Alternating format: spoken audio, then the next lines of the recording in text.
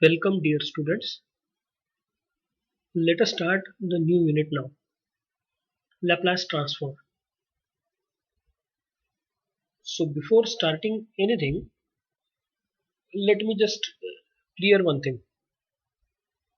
What is transform? The fundamental question. You know n number of examples of transform. See what I am saying? आप बहुत अच्छे से जानते हो कि ट्रांसफॉर्म क्या है. The only difference is you exactly don't know that this is transform. That means what is transform? The transformation of yours from a child to a young kid is nothing but a transform. The changes that took place within you before taking admission into engineering and now completing first year of engineering is nothing but a transform. Let us take a practical example. Just consider that you are traveling in an aeroplane, in a boat, in a railway. So there are three different situations of travel. One is railway, one is aeroplane, one is boat. Railway is on a railway track, aeroplane is in air, but boat is in the water. That means you are traveling with the boat in the water, particularly in sea. So, what is this? If you are traveling in a sea, that means you are what you are doing. If you are traveling in a plane in air, what you are doing. If you are traveling on a railway track, what you are doing. Let us take the example one by one. If you are traveling on a railway track, if you are traveling in a track on a railway track, that means you are actually using the energy that is converting a fuel into large amount of energy and with which the train is moving, the engine is working. You know that diesel engine are there, electric engines are there. So whatever it may be, you are either using petrol energy or that means oil energy, petrol, diesel, whatever it may be, or you are using electricity. Second, if you are taking, if you are boarding on a plane and if you are traveling through a plane, that means again you are using the fuel energy. That means you are using fuel being converted, burnt, and it has been converted into energy, and through that pressure, the aeroplane is moving around. This is second example. Third example, in a boat, in a sea, actually you are using fuel, but in very less amount. Actually, you are using the property of water. That means water is helping you to travel. Water energy, the property of a water is helping you, the boat, to be in a proper momentum and travel properly. Very less amount of fuel energy is used. Just because of that, you know very well that water transport is the most affordable and cheapest transport in the world. So what is this example? What is this example in the trans? Why you are we are saying that this is the example of transform? Now just to check, just imagine you are carrying a can of say 5 liter, 10 liter, 15, 20 liters. Just take the can of 20 liter. I have asked you to carry a can of 20 liter with full of water, and I am asking you to run. What I'm saying, I'm asking you to run with that can of 20 liters in your hand. By holding that can of 20 liters, I am asking you to run from one point to another point, for some circle, say some distance. If this is the case, that means you have to adjust the things. What is happening or what will happen? You will find that the distance is very, very, either the distance may be small or large.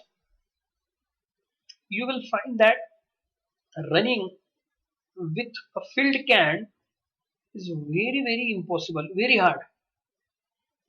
Understood? Now, what I have done, I have asked you to take that 20-liter can or to hold that 20-liter can into a well, जो कुआं होता है ना पानी से भरा हुआ. Just imagine करो, या बड़ा हौदा है ऐसा इमेजिन करो, या बड़ा टैंक है ऐसा इमेजिन करो, या वाटर टैंक इमेजिन करो. ये वाटर टैंक होता है ना अपना स्विमिंग टैंक, वो स्विमिंग टैंक इमेजिन करो.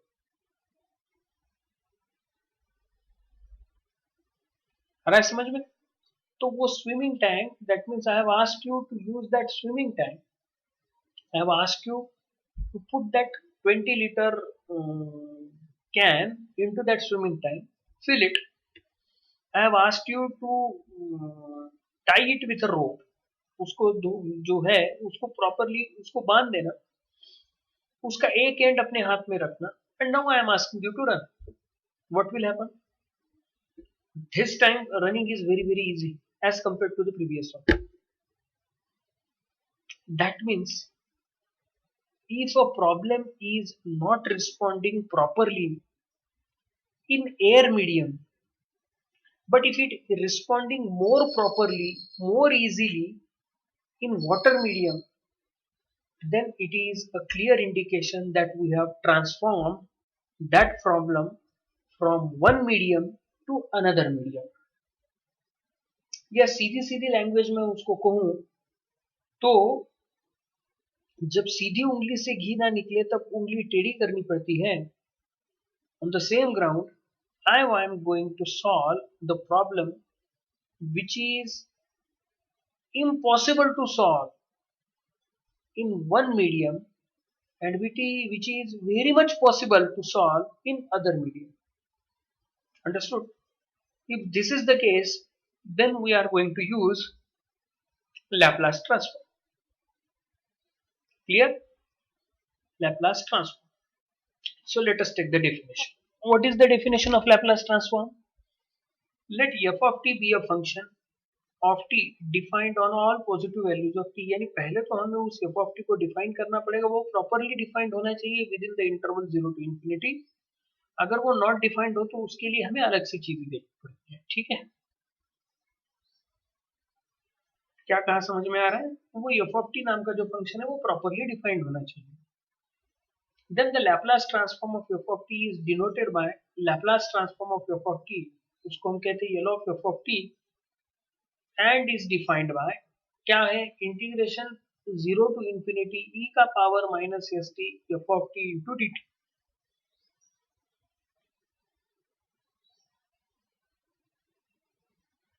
Clear? Which has been denoted by capital f of s या f of s का बार, यानी दिखाने के लिए कहते हैं, या उसको phi of s भी कहते हैं बहुत बार. अब ऐसी चीज होने के कारण अब इसमें भी क्या f of t, अगर ऐसी कुछ चीज है तो मुझे क्या इधर समझ में आता है? तो लैप्लास ट्रांसफॉर्म इसका इंटीग्रेशन, यानी क्यों f of s लिया, क्यों इसको इस तरीके से डील किया, क्यों मैं बोल रहा हूं कि ये है, इसकी चीजें जो है ये फार्मूले आपको बताएंगे. ये जो फार्मूला की लिस्ट देख रहे हो ना, Laplace transform of 1 equal to 1 by S, Laplace transform of t equal to 1 by S square. ठीक है, ये दिख रहा है ना फार्मूला, है ना? तो इसको हम देखेंगे, एनालाइज करेंगे कैसा. ठीक है, तो अब जरा ध्यान से देखना ये क्या है. ठीक, फॉरगेट अबाउट एनीथिंग. मैं ये जो पूरे फार्मूले दिख रहे हैं ना आपको, ये वो मैं बताऊंगा बाद में क्या है क्या नहीं, उसकी बात छोड़ दो. ठीक है, ये सब बताऊंगा. बीच का जो गायब हुआ है वो भी, यानी जो मैंने डायरेक्ट फार्मूले लिए वो भी बताऊंगा. जस्ट इमेजिन करिए. अब जरा ध्यान से देखना ये क्या है, किस वजह से मैं इसको तरफ देखने वाला हूँ। हर एक फॉर्मूला हम सॉल्व करके लेंगे। सबसे पहले Laplace transform of one by S, मैं इसको बाद में देखूंगा, पहले e का पावर 80 वाला फार्मूला देखूंगा, बाद में उस प्रीवियस फार्मूला पे जाऊँ। So f of t equal to e का पावर 80, यानी अब मैं Laplace transform of f of t लेने वाला हूँ। यानी क्या, जहां जहां पर मेरा प्रॉब्लम है, this is nothing but F of T, यानी जहां जहां पर ओरिजिनल डेफिनेशन में एफ ऑफ टी है वहां पर मैं ई का पावर 80 सब्सटीट्यूट कर रहा हूं। तो क्या हुआ, लैप्लास ट्रांसफॉर्म ऑफ, इसको भूल जाना बच्चों थोड़ी देर के लिए, इसको थोड़ी देर के लिए भूल जाना, क्या है ये, इसकी तरफ ध्यान मत देना। So Laplace transform of e का पावर 80 इक्वल टू फार्मूला, क्या है फार्मूला, इंटीग्रेशन 0 टू इंफिनिटी ई का power minus s t into f of t d t, that means into e का पावर 80 डी टी। अब दोनों के बीच में मल्टीप्लीकेशन, दोनों का बेस सेम, तो पावर में क्या होगी, एडिशन होगी, नहीं तो सब्ट्रैक्शन होगी, जो होगी वो होगी। यानी माइनस माइनस कॉमन निकला ई के पावर में, यहाँ पर माइनस एस टी, यहाँ पर प्लस 80, इसमें से भी टी कॉमन निकलता है, टी कॉमन निकाल लिया, माइनस एस प्लस है। तो यहाँ पर एक चीज है कि हमेशा एक बात याद रखो, माइनस कॉमन निकालना, उसका रीजन भी मैं बता दूंगा आपको। माइनस कॉमन निकालना, अब माइनस कॉमन निकालना, इसके रीजन क्या है बता देता हूँ, लेकिन नेक्स्ट इसमें बताऊंगा, अभी नहीं बताऊंगा। यहां पर मैं क्लियर करूंगा, अभी क्लियर नहीं करूंगा, ठीक है। यानी माइनस कॉमन निकालने के बाद ब्रैकेट में बचा S minus A T d T is equal two is equal to bracket, integration अब निकलेगा ई का power anything T A T, a constant जो भी है वो समझो, एस माइनस ए है, एस प्लस ए है, या कुछ भी हो, कोई तो सर्टेन चीज है ना। रूल क्या कहता है, ई का पावर माइनस टी, ई का power minus t upon minus one, e का पावर माइनस ए टी, ई का power minus A t upon minus a. On the same ground e का power minus of s minus A t upon minus of s minus, समझ में है, integration 0 to infinity, इतना लिख दिया, जैसे लिख दिया तुरंत। अब यहाँ पर ये तो हमारे कोई काम का नहीं है, कांस्टेंट है, बाहर ले लिया, अलोंग विथ क्या, माइनस, अलोंग विथ माइनस। अब ब्रैकेट में e का power minus S minus A T within the range 0 to infinity, पहले इंफिनिटी, यानी e का पावर इंफिनिटी, कौन सा इंफिनिटी, माइनस इंफिनिटी। अब देखो ये क्या हुआ, e का power minus infinity which is equal to 1 upon e का पावर इंफिनिटी। अब जरा सा इमेजिन करो बच्चों, 1/10 आंसर 0.1, 1/100 आंसर 0.01, समझ में आ रहा है ना। एक बार 10 से मल्टीप्लाई करूंगा, दो बार 10 से मल्टीप्लाई करूंगा, तभी ये चीज पॉसिबल होगी ना। क्लियर हुआ ना इतना, ठीक है। 1/1000 0.0001, क्लियर हुआ। 10,000, यानी जैसा जैसा मैं क्या बढ़ा रहा हूं, डिनोमिनेटर बढ़ा रहा हूं, वैसा वैसा ये पूरा फ्रैक्शन जीरो से जीरो के नजदीक जा रहा है। See what I am saying, as if I am increasing my denominator in terms of zero. One more zero, one more zero, 10, 100, 1000, 10,000, lakh, 10 lakh, crore, 10 crore, etc. etc. Immediately the entire fraction 1 upon whatever the increment that you are doing will approach to zero. Mark my words, will approach to zero. कहां पर हो जाएगा वो, zero के पास आ जाएगा। अब ये zero के पास आ गया, इसका मतलब क्या पकड़ू मैं, इसका मतलब मुझे ये पकड़ना पड़ेगा कि जितना डिनोमिनेटर बढ़ा उतना फ्रैक्शन छोटा और जीरो। अब यहां पर देखो बच्चों क्या हुआ, e का पावर क्या है, इंफिनिटी, इसका मतलब ये कहां पर जाके रुकेगा, ये सीधा बच्चों पूरा जाकर रुकेगा कहां पर, 0 पर। इसीलिए e का power minus S minus a infinity, इसकी जगह क्या लिखा है, 0। और e का power minus of s minus a, इसकी जगह क्या लिखा है, इंटू 0। इसका मतलब e का पावर 0, e का पावर 0 मतलब 1। अंडरस्टैंडिंग दिस, इसका मतलब e का पावर 0, उसका मतलब आंसर क्या आया, 1। इसका मतलब ये हुआ कि minus of 1 upon S minus A in bracket 0 minus 1, यानी minus minus will get plus, यानी 1 upon S minus. Now the question is, this is the case when we are considering that e ka power minus infinity. What happens if I am just not getting this minus common? यानी ये सवाल क्यों आया बच्चों, मैंने ये भी बता दिया था आपको कि ये माइनस कॉमन निकाल रहा हूं। अगर ये माइनस कॉमन ना निकला तो क्या होगा, अगर ये माइनस कॉमन ना निकला तो e का पावर माइनस इंफिनिटी नहीं होगा। अगर ये e का पावर माइनस इंफिनिटी नहीं होगा तो e का पावर इंफिनिटी नहीं होगा, 1 अपॉन e का पावर इंफिनिटी नहीं होगा। अगर ये 1 अपॉन ई का पावर इंफिनिटी नहीं होगा तो डिनोमिनेटर बड़ा नहीं होगा। जब ये डिनोमिनेटर बड़ा नहीं होगा तब डिनोमिनेटर बहुत बड़ा यानी इंफिनिटी के पास नहीं जाएगा। अगर ये डिनोमिनेटर इंफिनिटी के पास नहीं जाएगा तो ये बात क्लियर बता रहा हूँ, फ्रैक्शन कभी भी 0 के नजदीक नहीं जाएगा। इसका मतलब ये, अगर आपको इसको 0 बनाना है, अगर आपको इसको इस पूरे फ्रैक्शन को 0 बनाना है तो अल्टीमेटली आपको माइनस को कॉमन निकालना पड़ेगा। समझ में आई मेरी बात, आपको माइनस को क्या करना पड़ेगा, कॉमन निकालना पड़ेगा। इसका मतलब कौन से माइनस को कॉमन निकालना पड़ेगा, यहाँ पर इस माइनस को क्या करना पड़ेगा, कॉमन निकालना पड़ेगा, तभी ये चीजें पॉसिबल है, अदरवाइज नहीं। क्लियर हुआ इतना, क्लियर कर रहा हूँ सभी चीज। अब ये क्लियर हुआ तो इसके साथ और एक चीज क्लियर कर सकते हैं, e के पावर माइनस e के पावर 80 की जगह अगर माइनस 80 हुआ तो, यानी यहाँ पर माइनस, यानी यहाँ पर माइनस, यानी यहाँ पर माइनस कॉमन निकलने के बाद प्लस, इसका मतलब plus plus, final answer plus.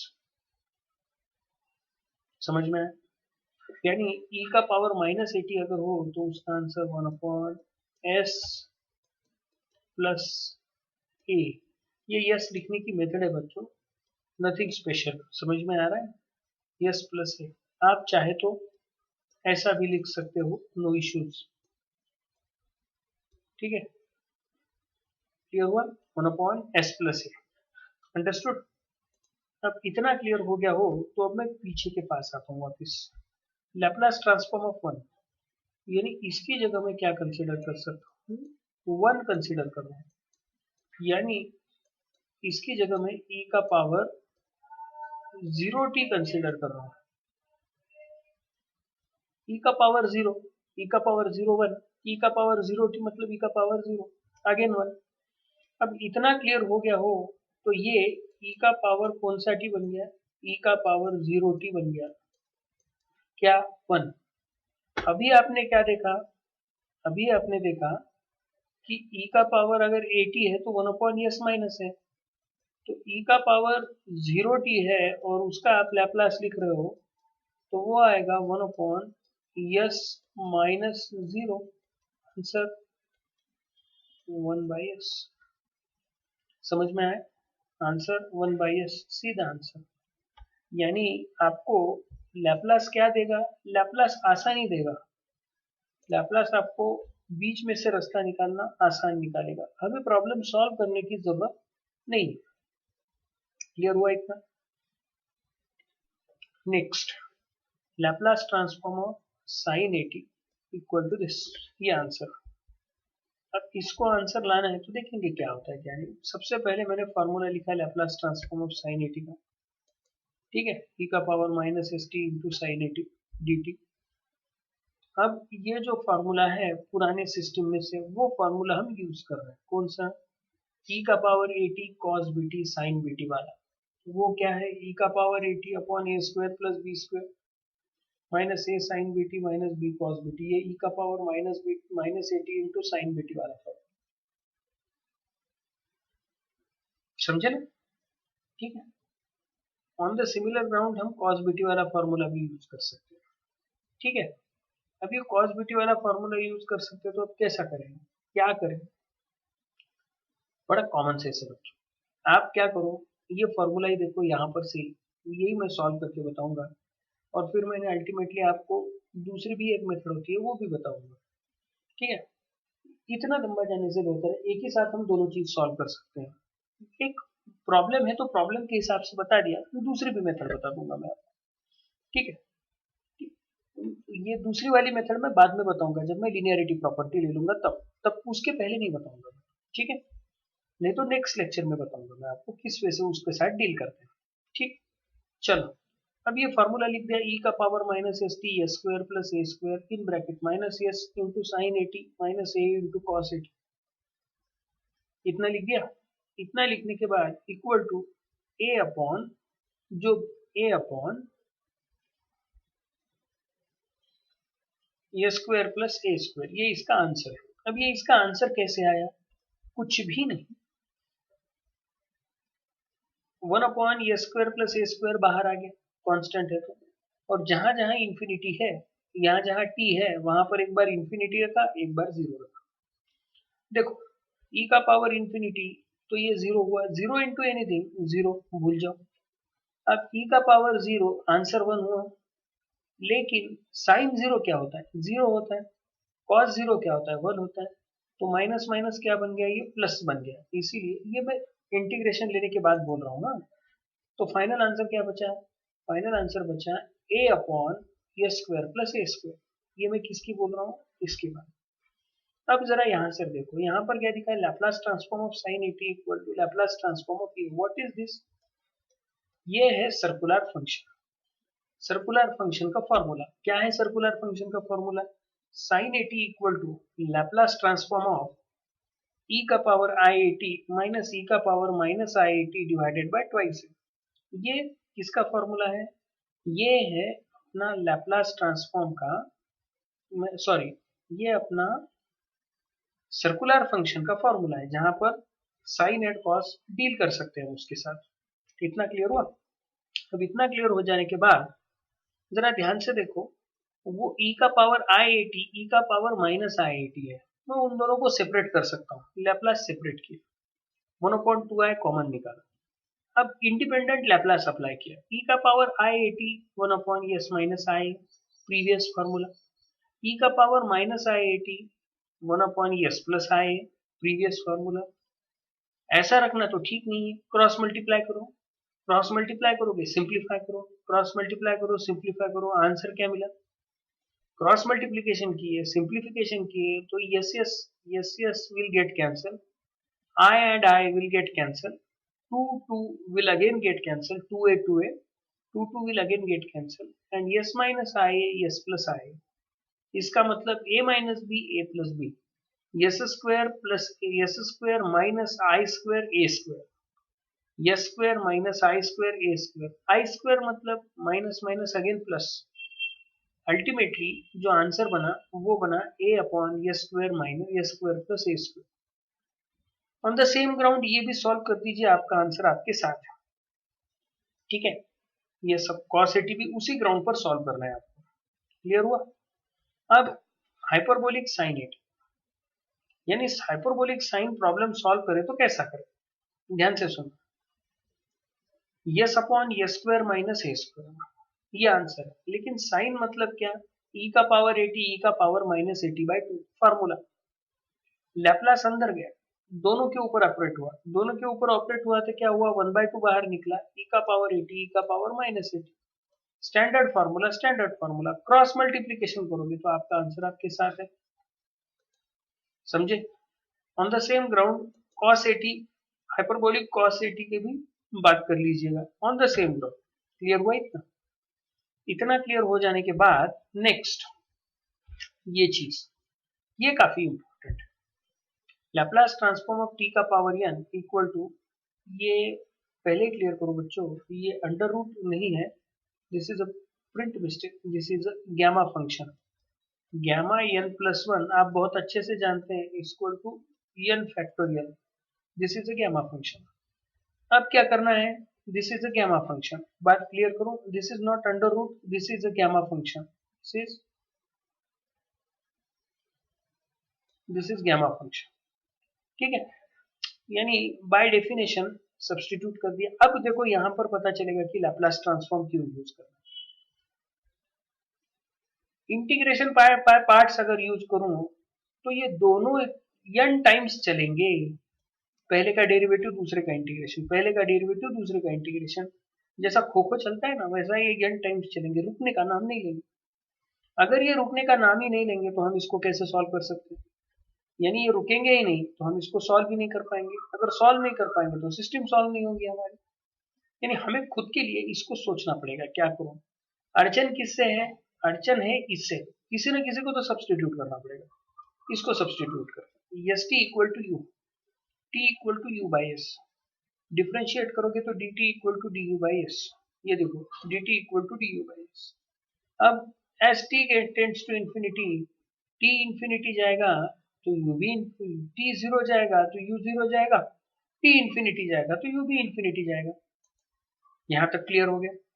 Substituting all these values, integration zero to infinity, इसकी जगह ई का पावर माइनस, टी का पावर एन की जगह यू का पावर एन इंटू एस, यानी एस का भी पावर एन, डी टी की जगह डी यू बाय एस, यानी डी यू और एस यहाँ एज इट इज, यानी ये निकला बाहर,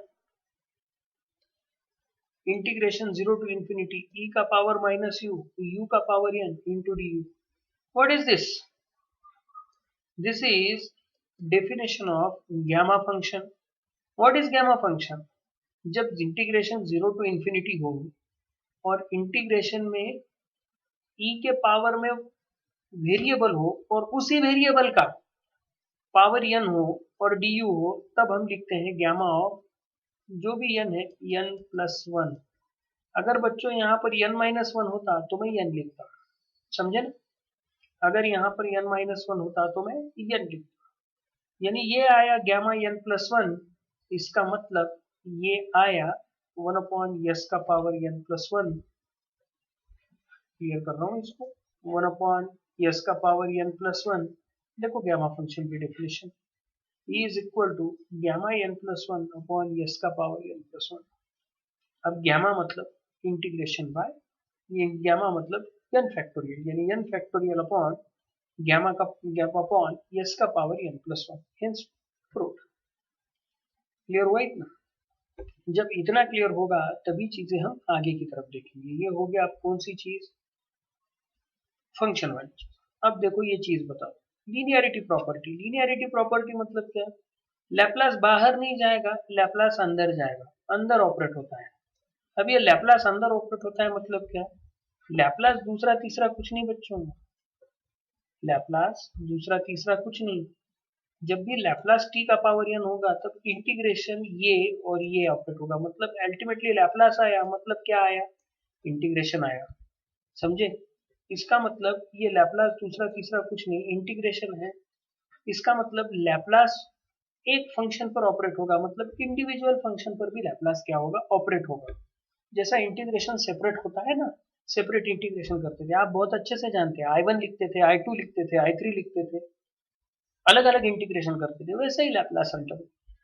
second, shifting property, shifting property मतलब क्या है, अगर e का power minus A t Laplace transform of f of t equal to f of s होगा, कैपिटल एफ ऑफ एस, ठीक है, तो लैपलास ट्रांसफॉर्म ऑफ e का power minus A t into f of t निकला तो वो S plus ए होगा, और अगर प्लस एट हो तो एस माइनस है। बहुत अच्छे से समझने के लिए बोलेंगे, यहाँ माइनस तो यहाँ प्लस, यहाँ प्लस तो यहाँ माइनस, ऐसा याद रखें। सेकंड शिफ्टिंग प्रॉपर्टी तो हम उतना देखेंगे नहीं, उतना आता भी नहीं है, इसीलिए लेट अस सी, ठीक है। तो ये सब चीजें आपको समझ में आ गई होगी। यहाँ पर मैं फर्स्ट सेशन यहाँ पर रोक रहा हूँ, नेक्स्ट लेक्चर में मैं आगे की चीजें क्या करूंगा, क्लियर करूंगा, ठीक है। Thank you, thanks.